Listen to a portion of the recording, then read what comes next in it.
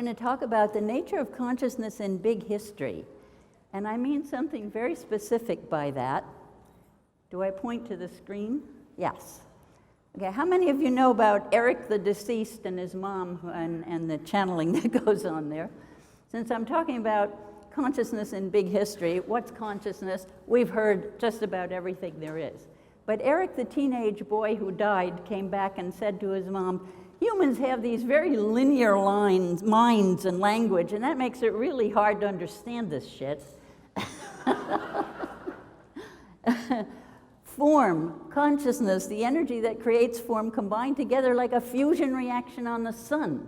Doesn't really have a starting point though, because this reaction is constantly going on, all staying in flux, in motion. It becomes, no, it doesn't become, it's always been self-perpetuating. So I think that's a very nice way to describe consciousness. And what's big history? Big history is a project that was proposed by an Australian named David Christian, who got funded by Bill Gates to create an interdisciplinary curriculum on the story of the universe and ourselves within it for all the young children of the world to learn in school. Well, I looked into this. It's already gotten over 1 million hits on YouTube, thousands of people teaching it worldwide. And here's a quote from it. Big history is an origin story like many others, but instead of being rooted in a specific culture or geography, big history aims to account for everything we know and that which we have yet to discover. Pretty ambitious, eh? Pretty ambitious. One story for the whole world. Now, I question whether this is a good idea, because I'm an evolution biologist, as you all know, and nature never, ever does monoculture. Monoculture is a human invention, and I'm not sure there's only one story for the world. So who am I and why do I care about the Big History Project? Because I've always wanted a big picture to explain who are we, where did we come from, where are we headed. And these trees, by the way, are the very trees I played under when I was that little girl a very long time ago. And I went back also a long time ago to my 50th high school reunion and to see those trees, acacia trees, even bigger, which was wonderful. Now, I've traveled the world, lived in a number of places. The red dot at the bottom is the island of Mallorca, where I just moved from to Hawaii, which is the red dot at the top, and the green dot represents more or less where we are right now, here. It's very difficult to find really pretty polar projections where you can get those travels in so nicely, but I finally did find one, and I love it. So I call my big picture my vista. And the reason I love the word vista is because it's made of these two smaller words, vita and visa, life and getting where you want to go. So I thought this title up before Bill Gates even put out the Vista program and thought, oh, shit, I can't use this now. I can't put out a book that I wanted to write under the name Vista because now there's the Vista program. Well, lucky me, the Vista program came and went, and it's buried. Nobody liked it. Nobody uses it. So I am reclaiming this title Vista for my next book. And so what it is it's made up of my facts. You all have a Vista. They used to call it a worldview. I like the world Vista. It's pretty international, and it's about what you call the facts of your world and the values with which you steer your way through your facts. Now, I would say your facts are all beliefs too, because you've heard for 3 days now how we're making this show up as we go within consciousness, and we're not so sure anymore about facts. So to gain my big picture, I braided together basically these 3 strands of science, society, and spirit over time, and they kept interweaving, and I'm still integrating them all as a single big vista. So for the science part, I became an evolution biologist because it made me a deep pastist with a long trajectory that would reveal perhaps where humanity can go in the future. And every human culture has always had a cosmology to do this with, to frame people's experience. We've heard several times that experience is reality. All human experience together is all reality for humanity. And then, of course, every other living being in the universe, on the earth or otherwise, has its own vista, because every one of them has a consciousness that's like little mind within big mind. We'll talk more about that. So over the past human trajectory for some time, a couple thousand years, we've basically, our cultural stories, our creation stories have been given to us by the religions. And here they are, the major world religions gave us these creation stories. The Eastern religions, by the way, are autopoietic, meaning self-creating universe, while the Abrahamic religions are allopoietic, meaning other-created. Their God is outside nature. The Eastern one, it is nature. It's from within that it creates itself. I used those distinctions within science to distinguish between organism and mechanism, and then later realized that it also held for the religions, the major religions of the world. So in our Western culture over the past couple of centuries, we've had the Enlightenment, and that led to industrial enterprise, and that led to the formation of secular states. And what happens to the creation story? The authority has shifted now to science and not religion. So now science is telling the creation story. Now keep thinking of this big history project. What creation story is it that the children of the world are going to learn? Okay, now in Western science, biology rests on the cosmic foundations of physics. Biologists always, we were taught, had to fit themselves into the world that the physicists told us about, and then derive the biology from it, life from non-life in general. And the physicists had looked into this cosmic past and discovered this meaningless, purposeless universe, vast power, Big Bang like a battery that can support life for a while, and then it's all doomed to run down by entropy to nothing.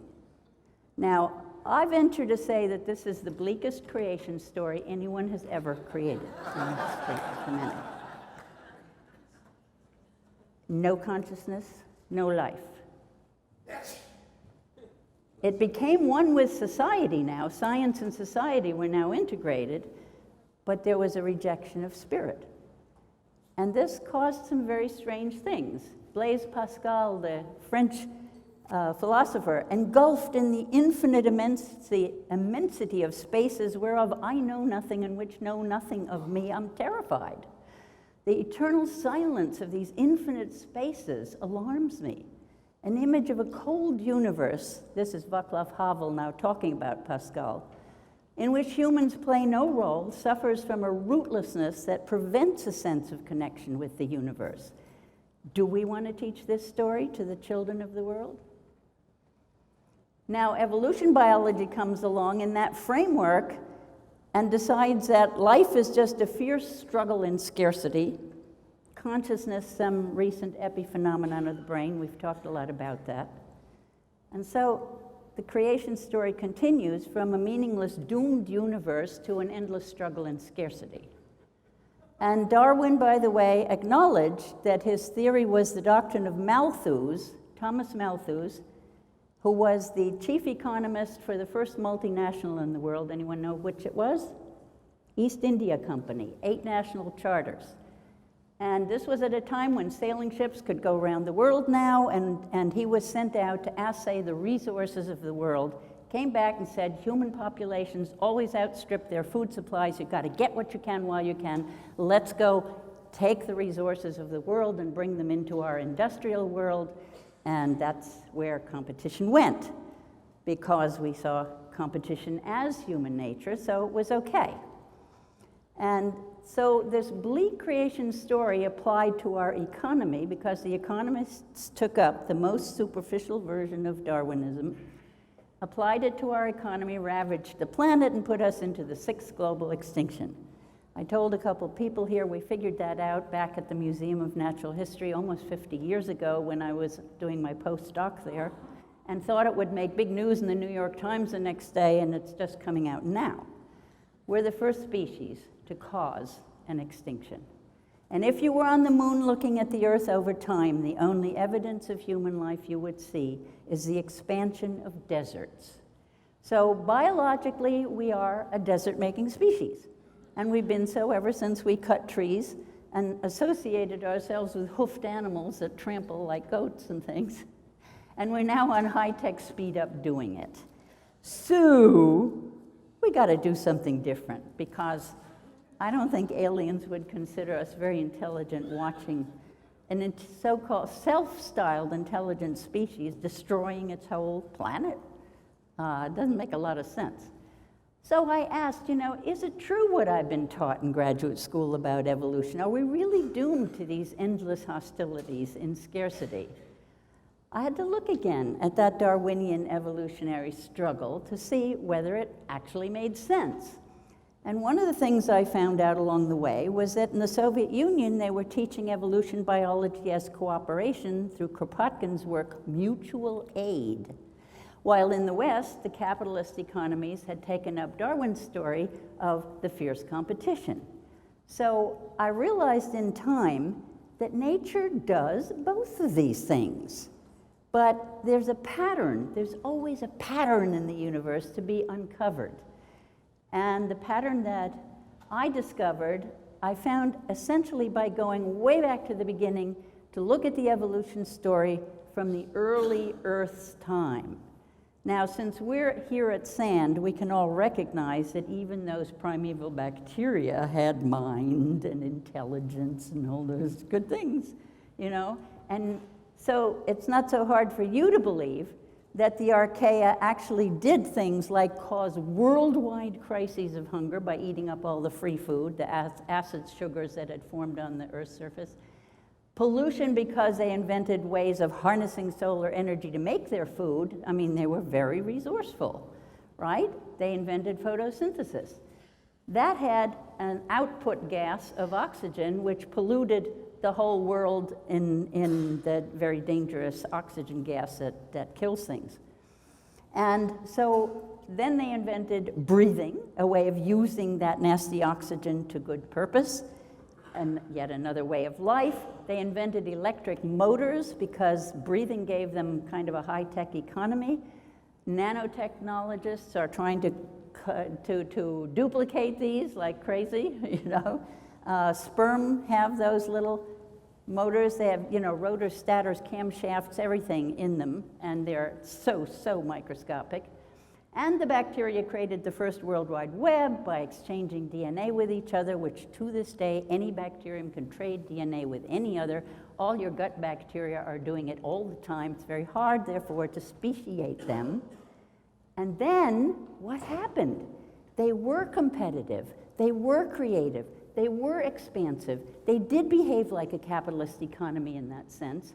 And then they discovered that it became too energy expensive to keep fighting your enemies and ended up evolving a huge cooperative cell.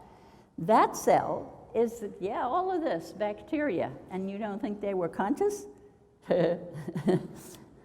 So we have now two kinds of cells, and these are the only kinds of cells ever to evolve on Earth, so this is a pretty easy story to remember. And the big one should be depicted 1,000 times bigger because it's, the relationship. That little tiny mitochondrion up there in the top of the nucleated cell, you have about 1,000 of those in every one of your cells. They're the bankers of your cells. They give out free money. They're the descendant of once free-living bacteria. And on top of that, we're made of these cooperatives, right? We're made of them. And because they were new on the planet, even though they were cooperatives in themselves, they had to go through their own life cycle. And it took another billion years before they got into the same situation where it was too energy expensive to fight off their enemies, and they started negotiating and cooperating. So, not only did the bacteria cooperate to form the cells that we're made of, but they also stayed with us on our skins and in our guts. For those of you who are mathematically inclined, we are toroids, right? T-O-R-U-S, torus. Toroids have one hole through a solid, like us.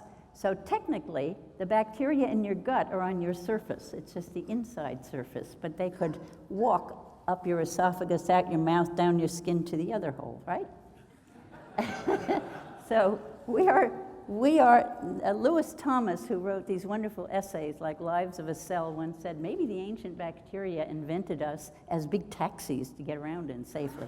And that's being vindicated now because you have 100 trillion cells, but you have 10 times that many bacterial cells riding around with you. And we now know, I mean, it's really amazing, and I would like to call this happier story of evolution, bacteria are us. Okay. We now know that they run 80% of our immune systems. Green smoothies, everybody. It's what keeps them healthiest.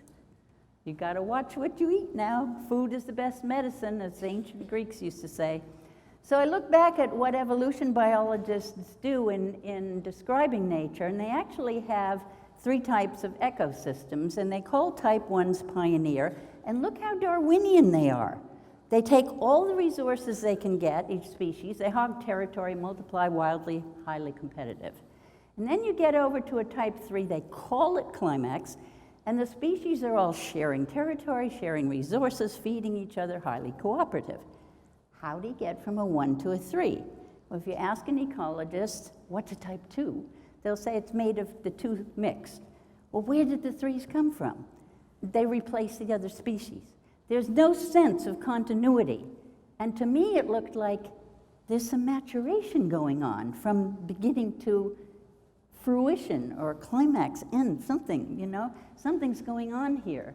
And eventually I started to depict this as a maturation cycle, where you start always, every species, a unity, say the homogeneous earth crust that divided up into individual bacteria.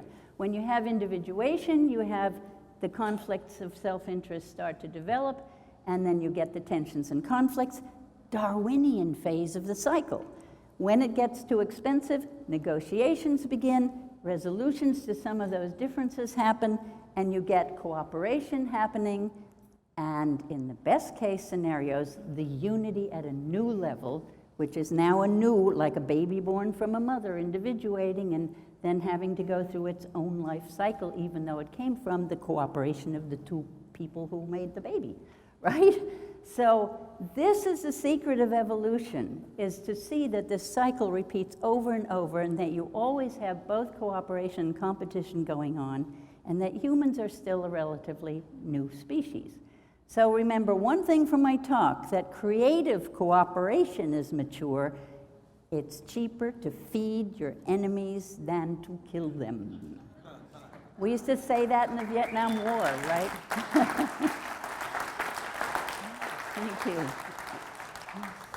We used to say, buy Vietnam acre by acre and develop it. I think of that now as Afghanistan, Iraq, Iran, you know, all of them. Help them out and make them our friends. What's wrong with us? So biologically, besides being desert makers, we're a big brain experiment, and we don't know yet whether we're going to mature into our cooperative phase, but it sure is on the agenda now. So we've survived about a dozen ice ages. 99% of our history, we were hunter-gatherers among larger mammals. If you look, anyone seen Herzog's movie, Cave of Forgotten Dreams? Look at those pictures of the animals. I think women painted these. And a very psychic friend of mine looked at the horses and said, wow, you can see the individual nature of each horse in that, like in a Tibetan tanka. If I were a cave woman, I would have probably said, Mama Bear, please, Mama Cave Bear, come sleep in my living room this winter. Keep my kids warm. I promise to keep them quiet. I think they cooperated. I doubt we would have survived with all these enormous big predators and our poor little naked selves in the middle of an ice age. So we had at least 100,000 years of cooperative communities, including our first cities. We're only now digging up these cities in the Orkneys in northern England, in the Amazon, in the Middle East, all over. We're finding weaponless, wall-less cities that were almost certainly, I believe, trade centers. And they were just like the big nucleated cell that the first bacteria built, right? So then we had 6,000 years of competitive empire because the cities were new. If you look at cities from airplanes, you'll see they look just like cells on substrate if they haven't been artificially assembled, if they've grown naturally. So many indigenous cultures have had sciences, have understood consciousness, have lived easily in the now and linear time, using both appropriately. Very sophisticated things that I have found in studying indigenous cultures around the world. And what about other civilizations of the past? The Eastern sciences, Vedanta, Tao, Kodadama, Buddhism, consciousness as the source of all reality has been around for a long time, much longer than what I've come to call Western science coming out of Europe. In the beginning is Wuji, an undifferentiated unity beyond vibration. From this emerges Taiji, vibration in its complementary yin-yang aspects, things like that. These are very, very old Taoist science, continual transformations of yin and yang, the flow of qi, duality, polarity emerging within the unity of Tao, within consciousness, polarities thing. You can't build physical worlds without these polarities. In the West, we had two very extreme views of the universe and us, neither of which understood consciousness very well, but John Locke told us the whole universe is outside, matter and energy. It can be studied objectively. And then we had Bishop Berkeley coming along telling us each of us is making the universe up inside ourselves subjectively. So we've had this kind of yin-yang tearing ourselves apart over who's right, because somehow Western science thinks somebody has to be right and somebody has to be wrong. It's a monocultural kind of situation where everybody is supposed to believe whatever our latest discoveries say about how things are. So these are kind of extreme views. Now you still see these things like physicists admit the universe is immaterial, mental, spiritual, 2014. These things come up all the time. And you've heard again for 3 days that, quantum theorists figured all this stuff out a century ago, and even their own colleagues don't accept yet the implications of quantum theory. Bohr, Schrödinger, Heisenberg, all these founders of quantum theory, where did they get their ideas? You like the cat? I couldn't resist using that picture of, I guess who? Guess whose cat, which one he is. They all got these concepts from an older science, from Vedic science, right? So why can't that be acknowledged? What is this thing about science is science? There can't be any other kind of science. Consciousness, at last, they figured it out, and a century later, we're still trying to convince their colleagues that, and these views are not included in the Big History Project.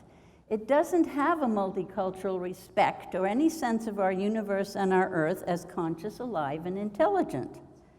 So I'm very concerned that the children of Earth should be taught one story of this kind, and I don't know exactly what to do with this.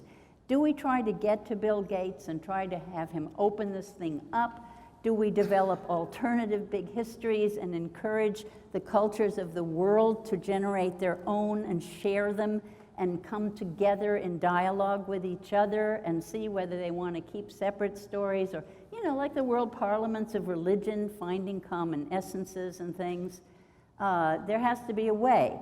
Now, no science is possible without unproven assumptions. You cannot make a theory in a vacuum. If you're going to theorize about a universe, you have to have a notion of what a universe is. And it turns out that the fundamental assumptions of science are whatever was obvious about the universe to the founding fathers of science.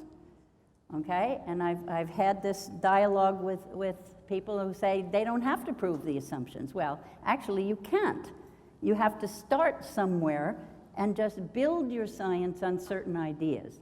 Now, science and religion are different because you need a conception of the universe. Religion is about revelation and science is about research. But you can do research on very different cosmologies because the Vedic scientists did thousands of years of research into the mind, for example. So these unproven fundamental assumptions or axioms in Western science, for instance, are non-life, I think, is an invention of Western science. I don't know of any other culture that had it.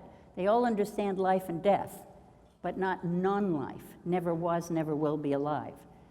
Objective, you can study it objectively, consciousness emerges from it. You heard a lot about this here in a few days, and you derive life from non-life. Those are fundamental cosmology of Western science. And most of the people in this room, we see the universe more like this, with cosmic consciousness as Brahman and human consciousness as Atman, little mind within big mind is the way I call it.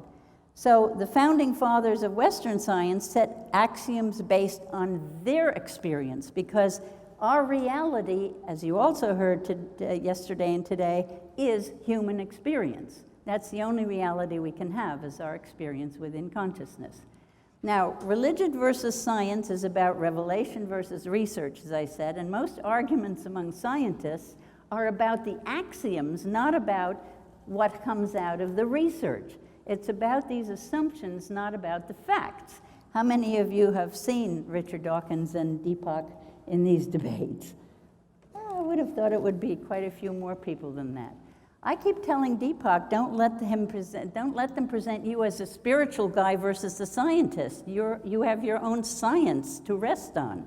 And we have to teach the world that there can be multiple sciences.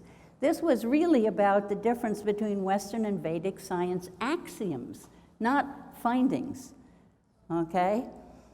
So we are conscious agents who create reality in our own image, is a Deepak quote that I really love.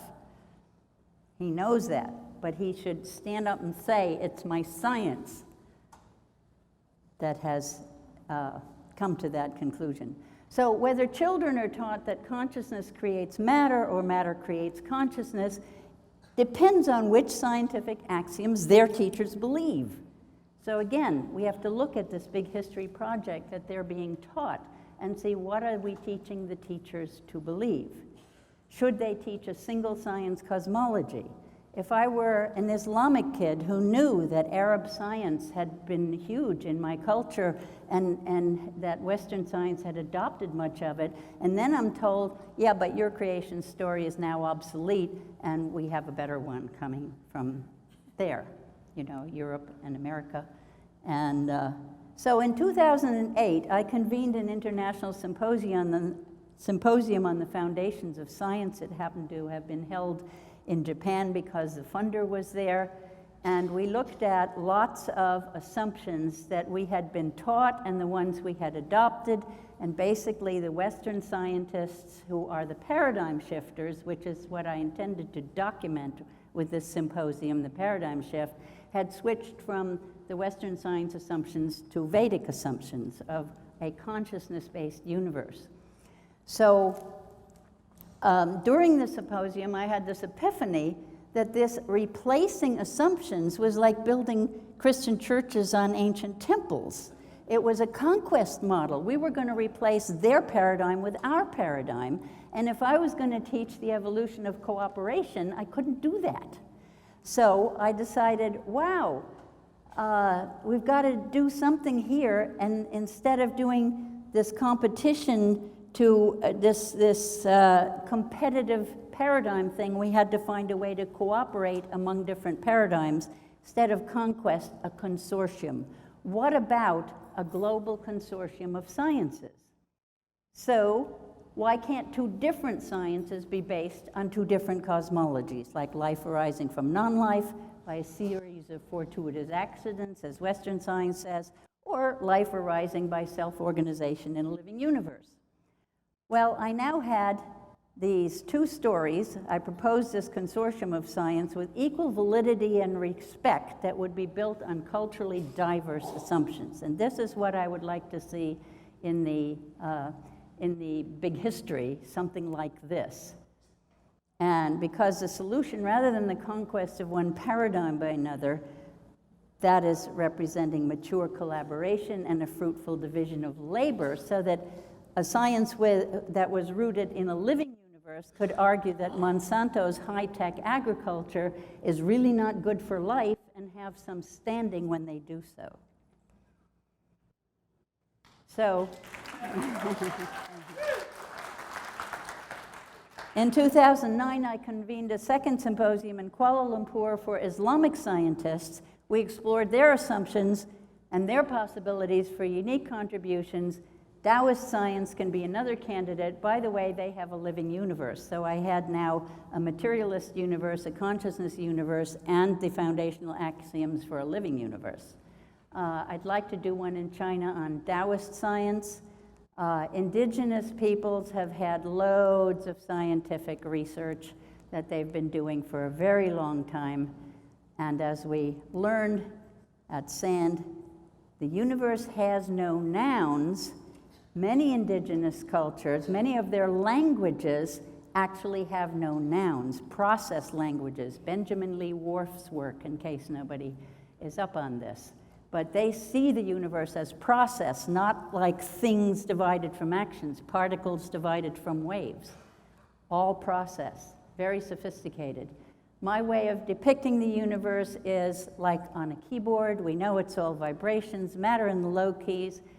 Einstein showed us that electromagnetic energy was just transposable on the keyboard with matter. We're up to zero-point energy. Western science, starting at this end of the keyboard, has a very hard time with, I should stand and look this way, has a very hard time seeing up to the high end of the keyboard.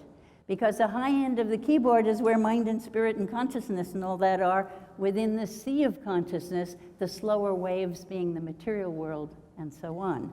So Eastern science has no problem deriving the material world from the high vibrations, but Western science has a hard time deriving mind and matter from mind and consciousness from matter. You can't do it that way. It obviously works that way. So we humans can play the whole keyboard. We can, through meditation and other practices, reach the highest keys, the deepest levels of primeval consciousness. And Earth has its metabolic cycles because it's as conscious and alive as its creatures. I'm working on ecology and economy to integrate them as ecosophy, the wisdom household, where you do not make the human economy subservient to, don't make nature, the ecology, subservient to human economy, but the other way around, where we fit ourselves in as the wise society. So my latest book is now only $3.40 on Amazon Kindle. It's not in print yet, but it's a great book, I think, for teachers, and The Story of Earth and Us, a children's book for grown-ups. It's the most up-to-date one scientifically, and I remembered to make a slide of it last night because I always forget to say I write books. And I want to close with this, the statement of it's our evolutionary mandate to create sustainable global economics and truly become a global family, and then tell you what came to me through a meditation just a few days ago about this. And it was, if you want to read it with me, feel free. We can only heal the heart of humanity by maturing out of the simplistic view that imposes one story and way of life on all people, ravaging Earth blindly, building a huge divide between rich and poor. We must help every child to inquire into its own world, to find everything positive in every culture to bring to our global family table, where we can discover our unlimited potential in oneness. In caring and sharing our gifts, we unleash our common creativity to heal the heart of humanity by empowering each other to navigate our perfect storm of crises into a loving future that works for all.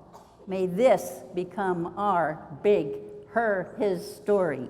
Thank you.